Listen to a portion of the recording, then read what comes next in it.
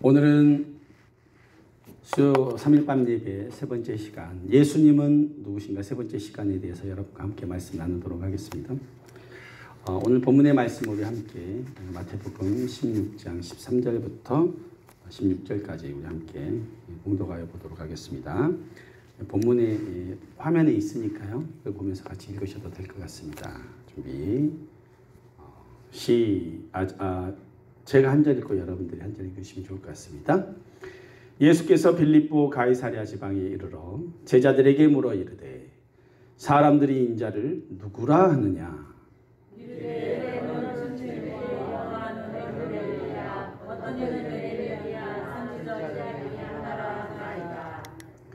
이르시되 너희는 나를 누구라 하느냐? 시몬 베드로가 대답하여 이르되 주는 그리스도시요 살아계신 하나님의 아들이시니라. 아멘. 아멘. 오늘 예수님은 누구신가 세 번째 시간인데요. 제가 잠깐 복습을 한번 해보도록 하겠습니다. 예수님은 누구신가 할 때 제가 첫 번째 시간에 뭐라고 말씀드렸냐면 예수님은 그리스도, 메시아, 구원자라고 처음에 말씀을 드렸었습니다.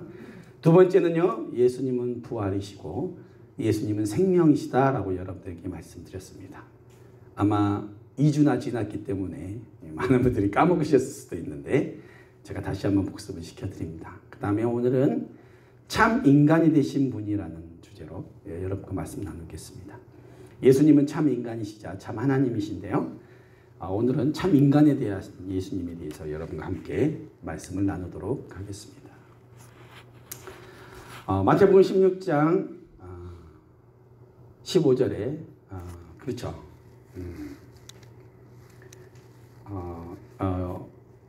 여러분들 처음에 예수님께서 16장 마태복음 16장 13절에 사람들이 인자를 누구라 하느냐라는 표현이 있으시죠. 인자를 누구라고 하느냐. 이 인자라는 표현은 이제 우리가 성경을 번역하면서 한자를 그대로 따왔기 때문에 인자, 사람 인자, 아들 자자. 그것은 무슨 뜻이에요? 사람의 아들. 사람의 아들. 인자를 누구라고 하느냐. 사람의 아들인 나를 누구라고 하느냐라고 이렇게 물으셨습니다. 예수님은요, 사람의 아들이라는 표현을 좀 강조하셨었어요. 인자라는 표현을 여러 번 쓰셨어요. 그분이 몇 번 나왔다, 어떻게 했다, 이런 것까지 알아볼 필요는 없이, 이번에 이 마태복음에서도 예수님은 뭐라고 했냐면, 인자를 누구라고 하느냐. 사람의 아들인 나를 누구라고 하느냐라고 이렇게 예수님은 물어보셨어요. 그러니까 예수님이 가이사랴 빌립보에서 두 가지 질문을 하신 거죠. 오늘 본문을 보니까 사람들이 인자를 누구라고 하느냐, 그죠? 그 다음에 또 뭡니까? 그러면 너희는 나를 누구라고 하느냐. 이 두 가지를 질문을 하신 거예요. 자, 선생님이 질문을 하실 때는 의도가 있겠죠. 뭔가를 알려주시기 위해서 뭔가 질문을 하셨겠죠. 혹은 아는지 확인해 보거나, 그죠? 모르면 알려주시기 위해서 질문을 하신 겁니다. 예수님이 이 두 가지 질문을 하셔가지고 답을 알려주시기를 원하는 거예요. 그때 베드로가 아주 정확한 답을 얘기를 했죠. 뭐라 그랬습니까? 주는 그리스도시요 살아계신 하나님의 아들이십니다. 놀라운 고백을 했습니다. 여러분, 이 고백 다음 주에도 이 고백에 대해서 들으실 건데요. 자, 제가 이거 질문을 한번 해보도록 하겠습니다. 질문 첫 번째. 구원자이시자 메시아이신 예수님이 왜 사람의 아들이어야 할까요? 그러니까 그냥 신의 모습으로 오실 수도 있잖아요. 인간이 아니라 신의 모습으로 그냥 신으로서 와서 그냥 천사들처럼 이렇게 나타나시고 그냥 그렇게 하실 수도 있으셨을 텐데 왜 예수님은 사람으로 태어나셨어야 했을까? 왜 인간의 몸을 입고 이 땅 가운데 오셔서 우리의 구원자가 되시고 메시아가 되셨어야 했을까? 이거에 대해서 여러분과 함께 이 질문에 대한 답을 찾아보려고 합니다. 여러분, 첫 번째는 뭐냐면 예수님이 인간으로 오실 수밖에 없었던 이유. 첫 번째, 1번. 우리 여기 화면에 있는 거 우리 함께 읽어볼까요? 노란 거 시작. 인간의 연약함을 아시고 능히 도우실 수 있기 위해서 예수님이 인간의 몸으로 왔어요. 그러니까 인간이 아니셨다면 이해는 하겠죠. 그죠? 그러나 직접 체험해 보지는 못하시는 거죠. 그런데 예수님은 우리 인간의 연약함을 아시고 능히 도우실 수 있기 위해서 그분이 직접 인간이 되셨습니다. 그래서 히브리서 2장 18절 거기에 정확하게 나와 있습니다. 우리 한 목소리로 읽어볼까요? 히브리서 2장 18절 화면에 있죠. 시작. 그가 시험을 받아 고난을 당하셨은즉 시험 받는 자들을 능히 도우실 수 있느니라. 예수님은요 인간으로서 시험을 받는 거예요. 인간이 아니고 하나님이었다면 시험 받을 필요가 있어요? 없어요? 없어요. 시험이란 것 자체가 의미가 없어요. 그분에게는. 그런데 인간으로 오셨기 때문에 우리와 똑같이 시험 당하시고 고통을 당하셨다라는 것을 여러분 기억하시기 바랍니다. 그러면 그것이 어떻게 우리에게 그렇게 의미가 있는 것일까라고 생각해 볼 때 여러분 예수님이 인간이 되셨기 때문에 우리 인간사의 희노애 락을 다 하세요. 기쁜 거, 슬픈 거, 즐거웠고 고통당하는 거 모든 것을 예수님이 다 하신다는 거예요.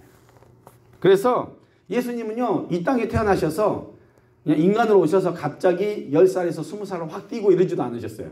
어떻게 하셨어요? 어린 아기로 오셨잖아요. 그죠? 그리고 똥 싸시고 이 막 기시다가 뒤집으면 그죠?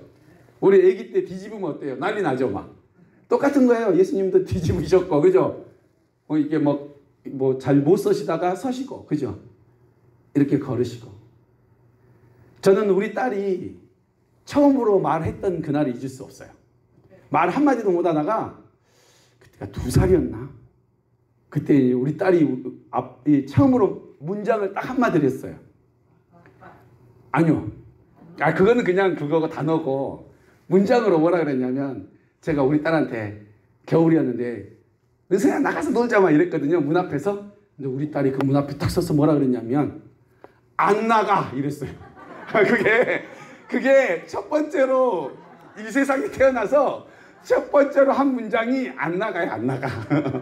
그러니까 그런 것들 기억하면 그잖아요. 얼마나 귀여워요. 그죠? 그렇게 어릴 때 말문도 트이고 그죠?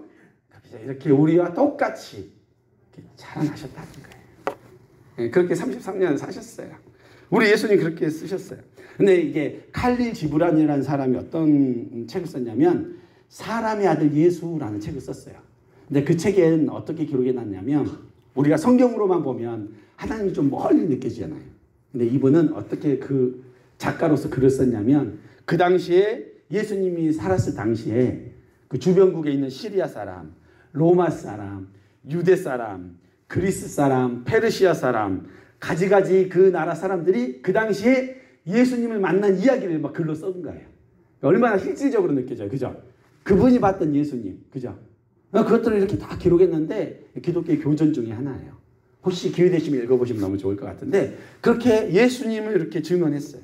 그래서 또한 제사장이 본 예수님. 그죠?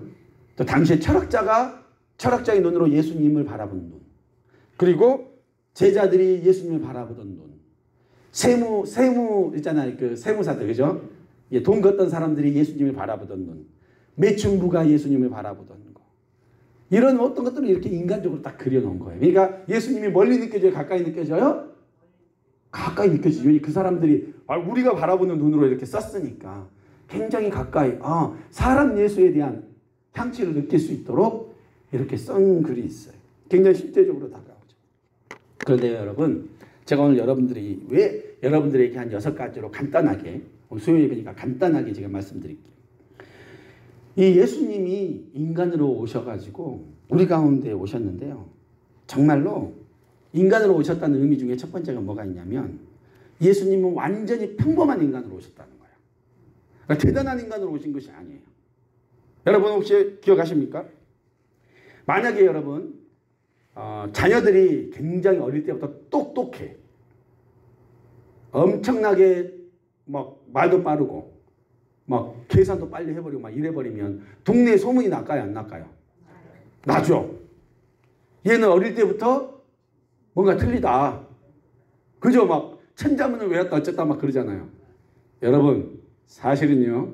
제가 3살 때 천자문과 그 한자가 가득 담긴 책들을 밟고 다녔답니다. 외운 게 아니고 갖고 그냥 놀았대요. 근데 여러분 3살 때 막 한자 천자문 본 사람들 있잖아요. 그죠? 뭐 천재들이라고 그러잖아요. 동네 소문 나요, 안 나요? 날 수밖에 없지. 예를 들어 분통리에 그런 사람이 있으면 소문 나겠죠? 내가 전에 우리 이장님 때 신방 갔는데 이장님이 내가 들어봤는데 그 광주로 유학에 나갔는데 그때 마을 사람들이 회의를 해서 보냈대. 가르쳐야 된다고 이래가지고 돈 팔고 밥 팔아서 보냈대요. 소문 나겠어요, 안 나겠어요? 나는 거잖아요. 그죠? 근데 예수님은요 아주 평범하셨나 봐요. 아주 평범하셨나 봐요. 왜냐하면 마태복음 13장이랑 마가복음 6장에 보면 이게 나와요. 예수님이 이렇게 성전에서 막 가리키시고 막 능력을 행하니까 주변 친척들이 난리가 났어. 무슨 난리가 났냐? 저 예수 쟤 그럴 사람 아닌데? 예를 들어 만약에 예수님이 어릴 때부터 천재 소리를 들었고 엄청난 막 이게 뭐 장난 아니게 뭔가를 했다면 예수님이 사람들이 어떻게 나와야 돼요? 그렇지. 나는 예수가 그럴 줄 알았어. 그러지 않겠습니까? 근데 사람들이 다 놀래. 네가 그럴 사람이 아니라는 거야. 네 동생이 누군지 내가 알고, 그죠? 응? 네가 목숨인지 아는데 네가 무슨 나를 가리키냐 이래버린다니까요.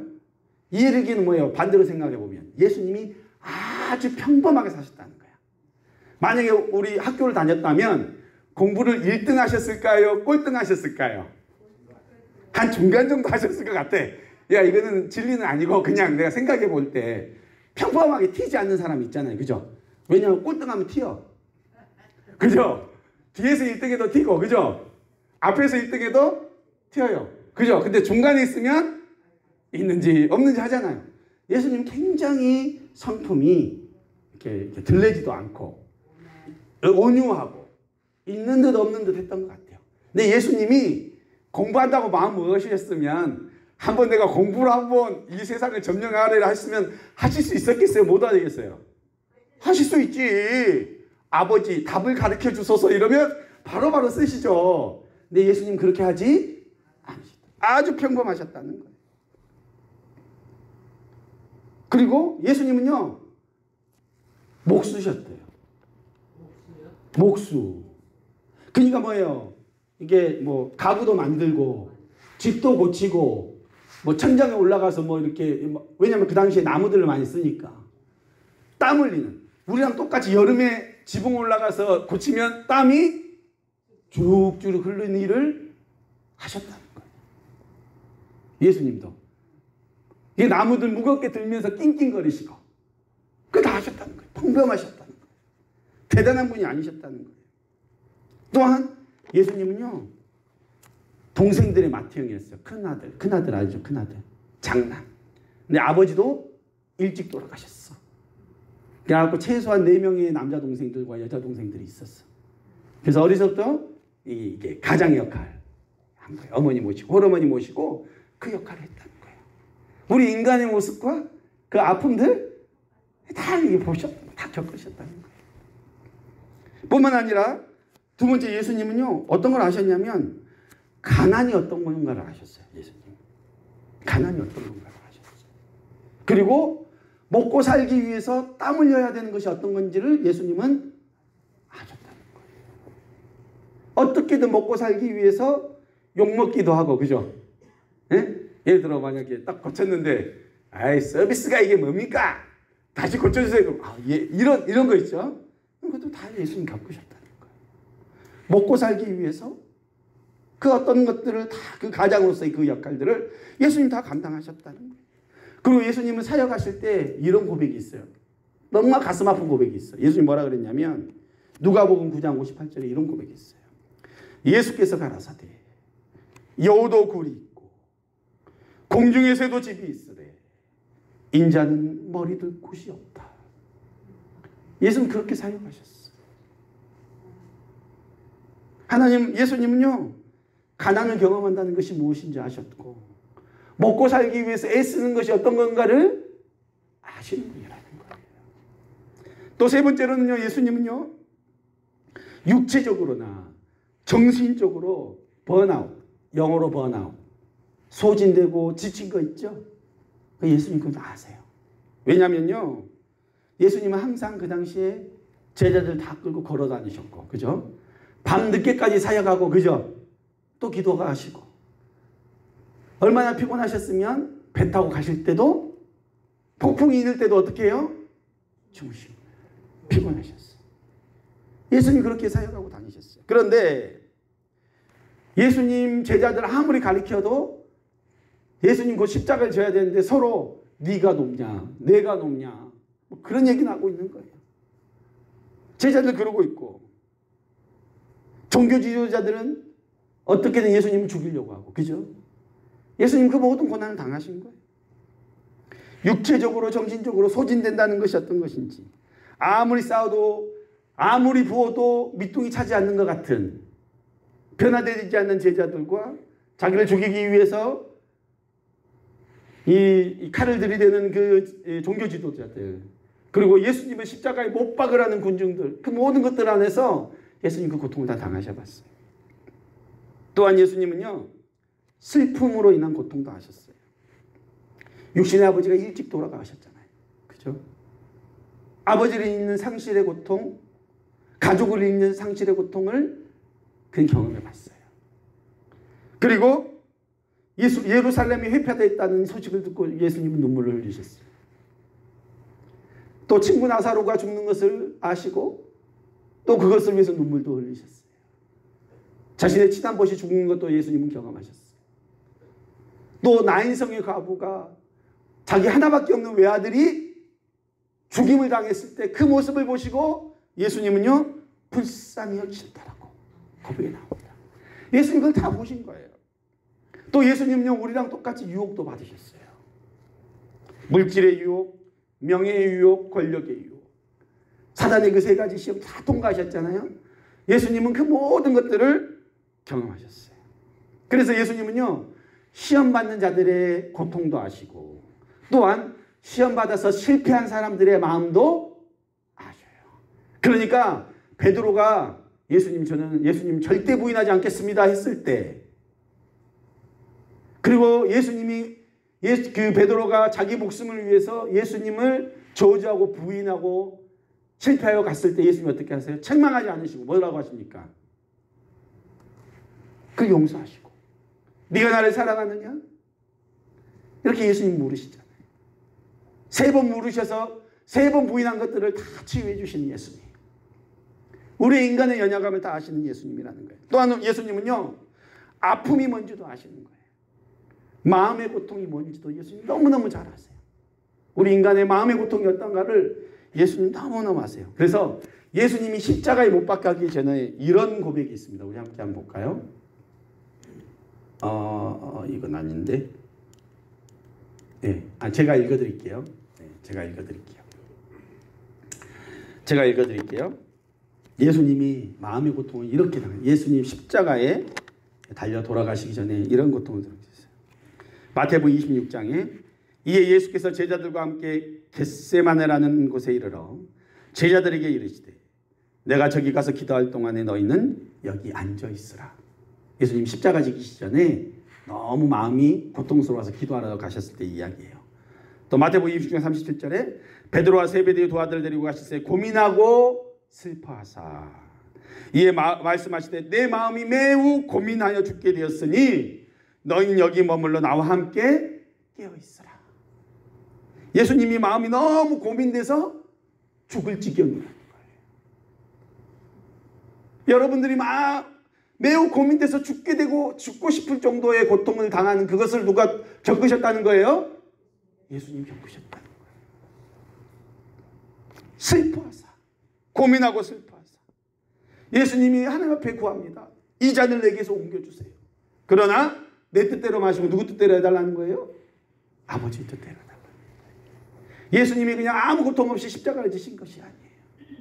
우리를 구원하시기 위해서 이 고통 가운데, 이 두려움 가운데 이 모든 어려움을 이기시고 십자가를 지셨다는 걸 여러분 기억하셔야 돼요. 예수님 우리의 고통을 다 이해하시는 분이시에요.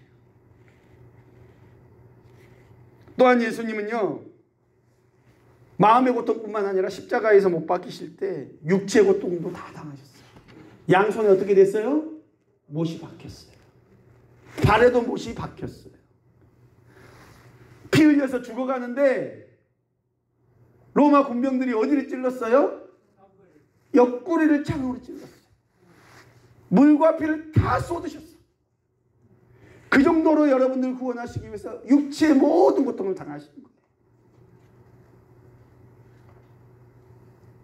뼈가 부서지고, 또 예수님이 그 십자가를 짊어지고 골고다 언덕을 채찍에 맞으신 다음에 그 오피를 흘리는 그 와중에도 그 무거운 십자가를 짊어지고 십자가 골고다 언덕을 걸어가셨다는 거예요. 그 모든 고통을 당하신 거예요. 그래서 예수님 내 고통 모를 거예요. 아니에요. 예수님은 여러분의 모든 고통을 다 하세요. 그걸 다 경험하신 것을 여러분 기억하시기 바랍니다. 그래서 여러분의 모든 고통을 이해하시기 위해서, 그래서 능히 고쳐주시기 위해서 어떻게 하셨다? 인간의 몸으로 이 땅 가운데 오셨다는 것이에요. 그럼 두 번째는 뭡니까? 두 번째 우리 한 목소리 읽어보겠습니다. 시작. 시험 받으시되 죄가 없는 조건을 충족하시기 위해서 인간의 몸으로 오셨어요. 여러분, 자, 히브리서 4장 15절 읽어볼게요. 15절 밑에 있는 거 우리 시작. 우리에게 있는 대제사장은 우리의 연약함을 통정하지 못하실 리가 아니요 모든 일에 우리와 똑같이 시험을 받으시니로되 죄는 없으시니라. 예수님 우리랑 똑같이 시험을 받으셨는데 어떻게 했다는 거예요? 죄가 있다는 거예요? 없다는 거예요? 없다는 거예요. 제가 지난주에 여러분들에게 설명을 드렸습니다. 자, 우리의 죄를 짊어지고 가신 어린 양. 원래 구약시대에는 우리의 죄를 어떻게 했다고요? 양이나 소에 안수해서 죄를 옮겼다 그랬죠. 아무 양이나 아무 소나 하지 않았어요. 1년 된 것들, 흠없는 것들로 했단 말이에요.